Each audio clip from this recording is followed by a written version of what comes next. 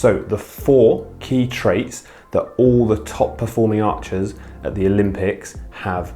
If you're like me, you've just been watching the recent Tokyo Archery Olympic competition, and it's been great to see. There's been some great video footage and camera angles, and you can really see the technique super detailed.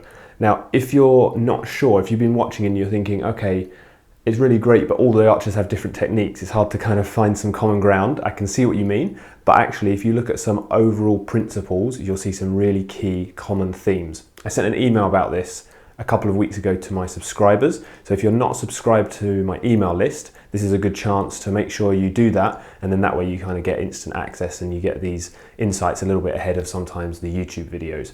But now, the 4 things. The first thing is postural stability. This is just a fancy way of saying that the body doesn't move. Among all the top performing archers, the key thing, because there was this camera angle at the Olympics that was looking straight down the archer like this, and the camera was actually 70 meters away, it was behind the target, zoomed in really far, and you can see that on this angle here. But because of that angle, you can really see when all of the archers are drawing up, you can see if they're moving their body this way, you can see if the head is moving, and then particularly as they're drawing through the shot and then as they release, you can see if there's any movement at all.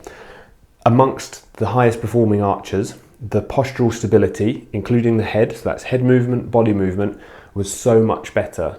And this was just universal across. You can see this if you watch back on the footage, you can see that the body position is super still, the head position is super still, and that just gives so much more consistency in terms of getting to that draw length the same every time, but then also getting the alignment the same every time, and then when you release, preventing any body movement. This is something that my archers have experienced as well in my coaching sessions. The archers that I coach, when we work on postural stability, they all say that, okay, the posture stability is better now, I'm not moving this way. But the thing that they're surprised about is when they then shoot and release, there's less of a jerky movement. And they think, I haven't done anything different on the release, but it's so much better. And that's because you're controlling the body more, you can get into a consistent place, and then you can just release like that instead of having this movement backwards and forwards. So postural stability is the number 1 thing. If you're a long time viewer of the channel, you know I go on about core and posture all the time, but yeah, this is no exception. I definitely recommend having a look, re-watching some of the videos, and look out for that now. So the second thing is alignment.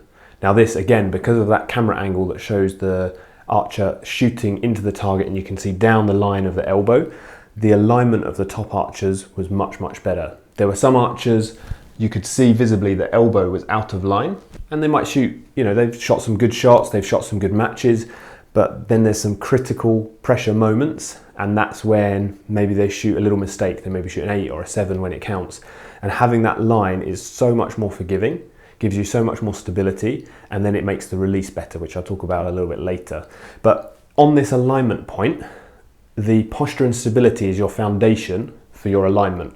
And then on this alignment, there's 2 parts to it. And you can see in this overhead, I think I've showed this before on previous videos, but this overhead, there's 2 parts, the back alignment and then the front alignment. Front alignment is from the draw elbow, draw hand, pressure point, that line being straight. And that's what you can see when you're looking down the camera angle, and you can see into the elbow here, getting that elbow round into line, that's improving your front alignment.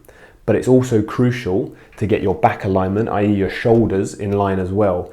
And again, from this overhead, this picture, you can see here, the line between the draw shoulder, bow shoulder, and pressure point.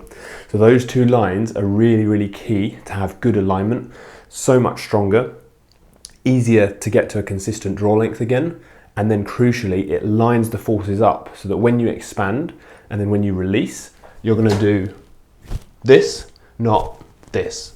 So that's really key, and you can see that among the top archers again and again at the Olympics, regardless of how they draw the bow, regardless of if they kind of draw out or if they draw closer in, the top archers all have great alignment, and it's something you definitely need to work on.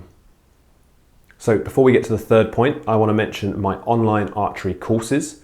If you haven't checked these out already, I'd recommend you go to courses.onlinearcheryacademy.com, and you can explore my beginner course, which is, as the name suggests, aimed at beginners going from club level up to competing in regional or local competitions and getting that basic foundation for your technique. and then the advanced course, which is aimed at more experienced archers that want to really take their archery to the top level and master everything about recurve technique. So if you like my videos and if you like the advanced technique detail that I give, this advanced course is going to be perfect. If you're just getting started, the beginner course is probably the one for you, and there's also a bundle for those. Now, back to the video. Now, the third point is timing. Most people kind of know this naturally, but timing is really important to have consistent, and then it gives you consistent release as well, which is the next point. But possibly the best example of this was Ansan, who got the 3 Olympic gold medals, making history as the first archer to do that as well.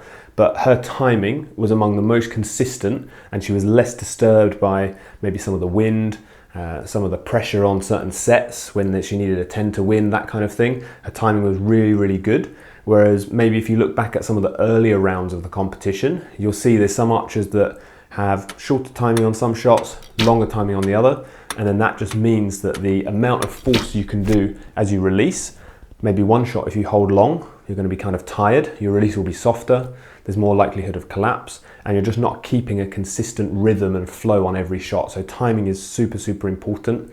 Anyone who knows, like when I used to shoot, timing was an area that I worked on a lot. I used to hold for really, really long, maybe like, maybe even 20 seconds, crazy holding. And there are a couple of reasons for that, but among them is I didn't have that alignment, I didn't have that postural stability, and I wasn't focusing on the right things to move through. So on the last couple of years of my shooting, I improved my timing a lot, going from, you know, that kind of crazy hold down to a much more consistent timing, not quite 2 seconds, probably around 3 to 4 seconds, sometimes 5, but really narrowing that down. And then if I shoot again, that's something I would definitely work on really, really hard, is to get that timing spot on. So I'd encourage you to look at that. Now, finally, number 4, and this is the release and follow through. This is perhaps the most obvious when you're watching, and perhaps the kind of easiest to see, because it's very clear who has a fast, dynamic, and directed release and who doesn't. So when you're watching, again, the favorite angle that I really liked was this angle down the archer here, looking into as they're shooting, and you can clearly see another example of Ansan's technique here, which was really incredible, is just that every single time pretty much her release was like that. There was good direction, this draw hand was fast backwards, elbow was coming round the body was still, the central column of the body was still, and then the release on the bow hand was just directed really nicely. Whereas when you look at some of the earlier rounds, some of the other archers, and these are still world-class archers, don't get me wrong, you know, these are archers that shoot 660, 670 on a FITA 70 meter, but you can visibly see, because the angle is so zoomed in and because it's a match pressure, they might have good shot, and then just a little bit of a soft shot to the right, or maybe you'll see some collapse on the back. That kind of thing is the difference that makes, you know, the level of shooting that you need, 28s and 29s all the time. That's the difference between that and shooting 10-10-7 or 10-9-8 or something like that. That kind of difference there is really, really key. And yes, I know that not everyone watching this is going to be shooting 28s and 29s, that kind of thing, but you can still apply the same thing.